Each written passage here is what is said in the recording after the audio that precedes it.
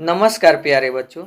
आज आप लोग अध्ययन करेंगे राष्ट्रीय आय एवं योग्यता आधारित परीक्षा का कुछ इम्पॉर्टेंट विज्ञान का एमसीक्यू, जिसे आप लोग अच्छी तरह से पढ़ें ताकि एग्ज़ाम में अच्छा से अच्छा नंबर आए।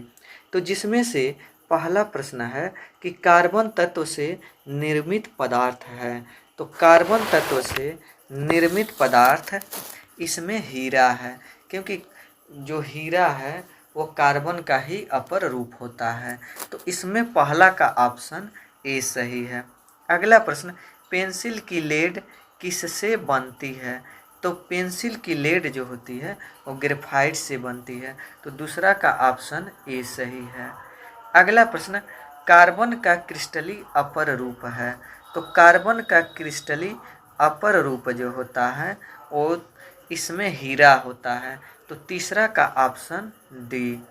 अगला प्रश्न, शुष्क बर्फ है। तो कार्बन डाइऑक्साइड को शुष्क बर्फ बोला जाता है, यानी ठोस बर्फ है। तो इसमें चौथा का ऑप्शन डी। अगला प्रश्न, प्रोड्यूसर गैस है। तो प्रोड्यूसर गैस जो है वह CO+N2 को प्रोड्यूसर गैस कहते हैं। तो पांचवा का ऑप्शन ए सही है। अगला प्रश्न, निम्नलिखित में से कौन सा यौगिक भिन्न है? तो इसमें जो है कोक यह भिन्न है। तो छठवां का ऑप्शन बी। अगला प्रश्न, निम्नलिखित में से किसमें कार्बन कार्बन त्रिबंध उपस्थित होता है?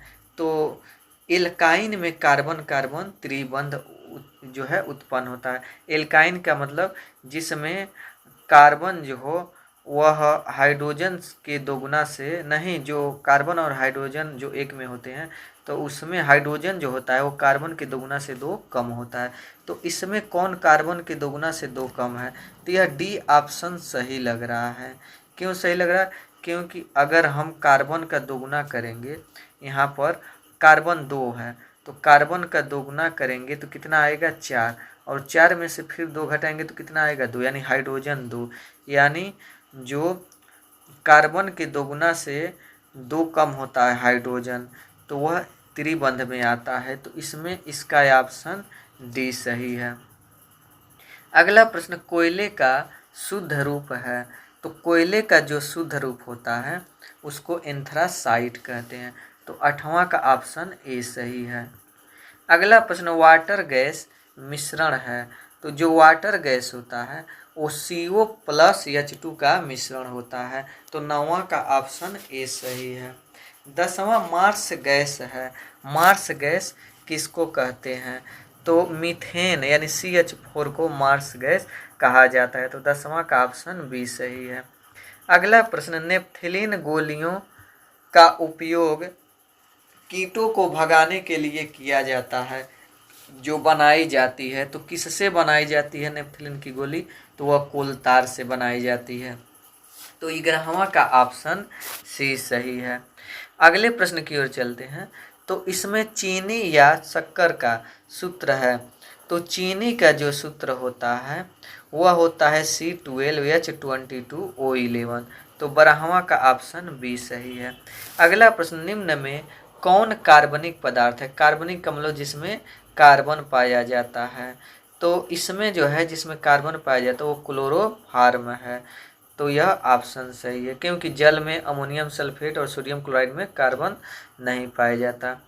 अगला प्रश्न, एक पदार्थ LPG गैस सिलेंडर से गैस रिसाव के पहचानने के लिए मिलाते हैं, यानी जो गैस सिलेंडर होता है तो रिसाव करता है, यानी निकलता है, तो वह एक बदबू टाइप जो गैस होता है जो हम लोगों को महकता है, तो वह क्या मिलाया जाता है? तो वह जो है मिलाया जाता है इथाइल मरकैप्टम मिलाया जाता है। तो इसमें 14वां का ऑप्शन बी सही है। फिर अगले प्रश्न की ओर चलते हैं। तो अगला प्रश्न इसमें है, गोबर गैस संयंत्र में जो गैस उत्पन्न होती है वो कौन सी गैस होती है? तो इसमें मीथेन होती है। अब अगला प्रश्न है कि निम्नलिखित में से सबसे कम ऊष्मीय मान वाला ईंधन है। तो सबसे कम ऊष्मीय मान वाला ईंधन लकड़ी होता है। तो 16वां का ऑप्शन ए सही है। अगला प्रश्न, कि निम्नलिखित में से कौन सा सूत्र एल्केन को प्रदर्शित करता है। तो एल्केन का फार्मूला होता है यानी CnH2n+2, यानी जो हाइड्रोजन हो वो कार्बन के दोगुना से 2 अधिक हो। तो इसमें आप लोग पता लगाइए इस चारों में कि कौन जो हाइड्रोजन है वो कार्बन के दोगुना से 2 अधिक है। तो इसमें यह देख रहे हैं 5 दूना 10, यानी यह 8 है तो कम हो गया। 9 दूना 18, यह भी कम है। ये तीसरे पर आते हैं 7 दूना 14, 14 से 2 अधिक हाइड्रोजन है। तो इस नियम का पालन कर रहा है, यानी हाइड्रोजन जो होना चाहिए वो कार्बन के दोगुना से 2 अधिक होना चाहिए। तो हाइड्रोजन जो है कार्बन के दोगुना से 2 अधिक है। जैसे यह जो पता लगाते हैं तो 7 दूना 14, 14 में 2 जोड़ेंगे 16। तो इसीलिए 17वां का ऑप्शन बी सही है। अगला प्रश्न इसमें है कि यह बताइए, इसका भी तो लग गया कि C60 बकमिस्टर फुलरिन में कार्बन परमाणुओं की संख्या होती है। तो इसमें कार्बन परमाणुओं की जो संख्या होती है वो 60 होती है। तो 18वां का ऑप्शन बी सही है। अगला प्रश्न, प्रयोगशाला में बनने वाला पहला कार्बनिक यौगिक है। तो प्रयोगशाला में बनने वाला पहला कार्बनिक यौगिक वह NH2CO NH2 है, यानी यूरिया है। यह यूरिया का फार्मूला, सबसे पहले यूरिया बनाया गया था। अगला प्रश्न, तेल के कुओं से प्राप्त प्राकृतिक गैस है। तो तेल के कुएं से प्राप्त प्राकृतिक गैस वो मीथेन है। तो 20वां का ऑप्शन डी सही है। अगला प्रश्न, एलपीजी का मुख्य अवयव है। तो एलपीजी का जो मुख्य अवयव है वह होता है ब्यूटेन। तो इसमें 21 का ऑप्शन डी सही है। अगला प्रश्न, निम्न में से कौन सा असंतृप्त हाइड्रोकार्बन है। असंतृप्त या तो एल्कीन होते हैं या तो एल्काइन, जिसके लास्ट में होता है उस श्रेणी के होते हैं। तो इसमें यह लास्ट में एन आ रहा है तो यह नहीं है, ए बी भी नहीं है, डी भी नहीं है, क्योंकि असंतृप्त कार्बन वही हो सकते हैं जिसके लास्ट में या तो इन आता हो, ऐसे इन, या तो आइन आता हो। तो यहाँ पर यह मीथेन यानी लास्ट में एन आ रहा है, यह एथेन लास्ट में एन आ रहा है, प्रोपेन एन आ रहा है, एथिलीन या एथीन तो यह लास्ट में इन आ रहा है।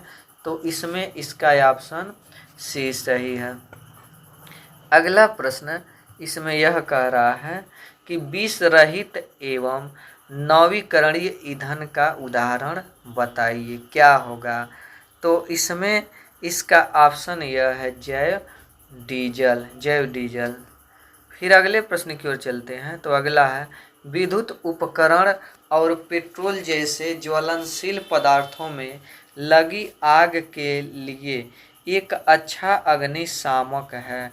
यानी अच्छा अग्निशामक का मतलब आग को बुझाने वाला। तो आग को बुझाने वाला कार्बन डाइऑक्साइड है। तो 24 का ऑप्शन ए सही है। अगला प्रश्न, निम्नलिखित में से किस प्रक्रिया में एल्कोहल का निर्माण होता है। तो इसमें जो है किण्वन प्रक्रिया द्वारा एल्कोहल का निर्माण होता है। तो 25 का ऑप्शन सी। अगला प्रश्न इसमें, पक्की सड़कों के निर्माण में कोलतार के स्थान पर उपयोग में आने वाला पदार्थ है। तो कोलतार के स्थान पर उपयोग में आने वाला जो पदार्थ है वह बिटुमेन है। तो 26 का ऑप्शन ए सही है। अगला प्रश्न, निम्न में से कौन सा उत्पादन पेट्रोलियम के परिष्करण से प्राप्त होता है। तो इसमें 27 का ऑप्शन डी यानी प्राकृतिक गैस। अगले प्रश्न की ओर चलते हैं कि निम्न में से कौन जैव अनिम्नकरणीय है। तो इसमें 28 का ऑप्शन है डी यानी टीन व एल्युमिनियम के डिब्बे। अगला प्रश्न, कार्बन डाइऑक्साइड एवं चूने का पानी अभिक्रिया करके बनाते हैं। तो अभिक्रिया करके क्या बनाते हैं, तो वह कैल्शियम कार्बोनेट और जल बनाते हैं। तो 29 का ऑप्शन सी सही है। अगला प्रश्न, हरियाणा में पेट्रोलियम परिष्करणीय रिफाइनरी कहाँ है। तो वह पानीपत में है। तो 32 का ऑप्शन ए सही है। अगला प्रश्न, एक बड़ी एकल इकाई बनाने के लिए संयुक्त छोटी रासायनिक इकाइयों की एक श्रृंखला को क्या कहा जाता है? तो उसे पॉलीमर कहा जाता है। तो 33 का ऑप्शन ए सही है। फिर अगला प्रश्न, मृत वनस्पति के कोयले में परिवर्तन की धीमी प्रक्रिया कहलाती है, तो वह कार्बनीकरण कहलाती है। तो 34 का ऑप्शन सी सही है। अगला, प्राकृतिक गैस का प्राथमिक घटक कौन सा है? तो प्राकृतिक गैस का पहला प्राथमिक घटक वो मीथेन होता है। तो 35 का ऑप्शन डी। अगला इसमें प्रश्न है कि वास्तव में काला सोना किसे कहते हैं? तो काला सोना जो है वो पेट्रोलियम को कहा जाता है। तो 36 का ऑप्शन है वह भी सही है।